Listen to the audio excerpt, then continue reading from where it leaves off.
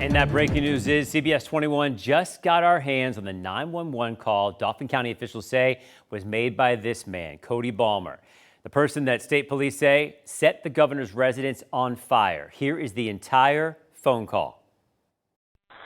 911, what's the address of the emergency? Well, I don't really have an emergency. I would like to apologize. Governor Josh Shapiro needs to know that Cody Balmer will not take part in his plans for what he wants to do to the Palestinian people. He needs to leave my family alone. He needs to get his eyes off of my daughters.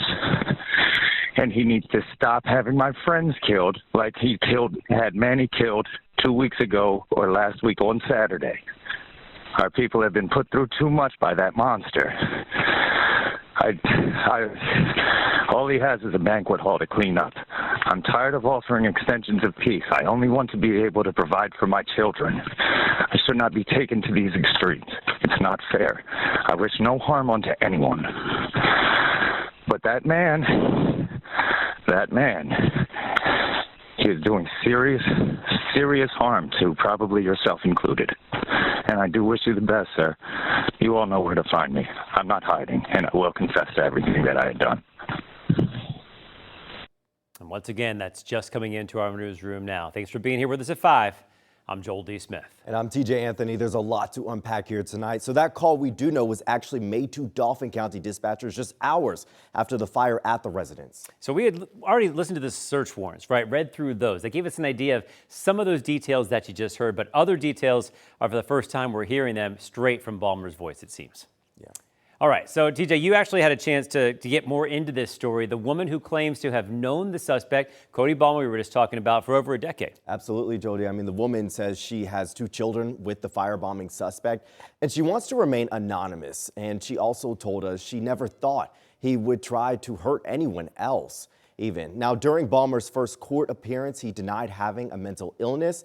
And the mom of Balmer's children said he was a good person for a long time and a good father, she said. But in the last 4 to 5 years, she adds, his mental health just went straight downhill. She also told us Balmer felt like people were out to get him and his family, saying that he confessed to them what happened at the governor's residence before turning himself in. Now, there are still, of course, so many questions surrounding this, especially if the crime was religiously motivated. Now, when we asked her if he'd express hate to the Jewish community or the governor, she said he never specifically expressed it to her, saying, quote, "I just know in general he didn't care for anyone in government positions, and he didn't side with any political party." Now, we did get our hands also on a search warrant, which showed Balmer called 911, which is what you just heard.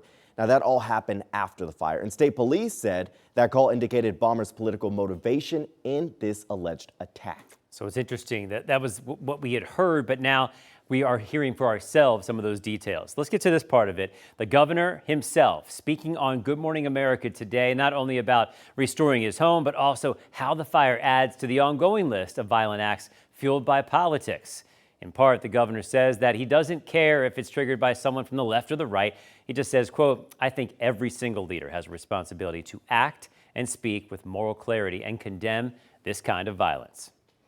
So the former director of the Pennsylvania State Police is the one leading the independent investigation into all of this and those actions of the PSP during the arson. So the department announcing the hiring of Jeffrey Miller to conduct this review. They just announced this today.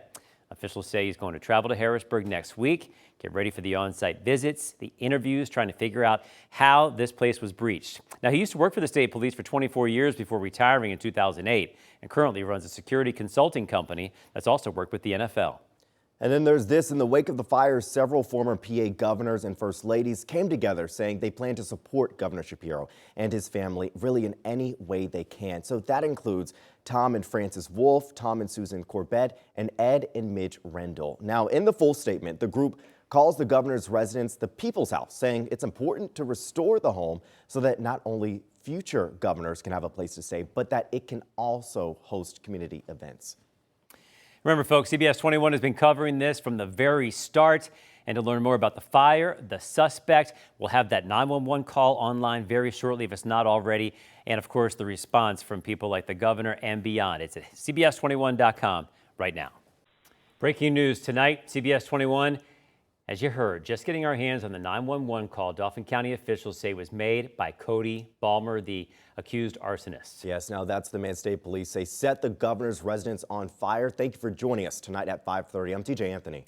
I'm Joel D. Smith. So that was the call made to the Dauphin County dispatchers just a couple hours after that fire at the residence. And we just heard back from the governor's office. We asked them, do you have anything to add now that this is out there in the public? They say they don't have any comments right now. Now, search warrants had given us, though, an idea of what he said, but this is the first time we've heard Balmer's voice. So there's a lot to unpack here. But of course, we know this will definitely be a part of the prosecution in this. He doesn't seem afraid to admit this. He wanted to get his message out. Sounded out of breath, but to me, he sounded very focused, almost like he knew this would be used down the road and he wanted to get his reasons out there. Yeah, and it's definitely a lot to unpack there. And we also did speak with a woman who said she and Balmer have 2 children together.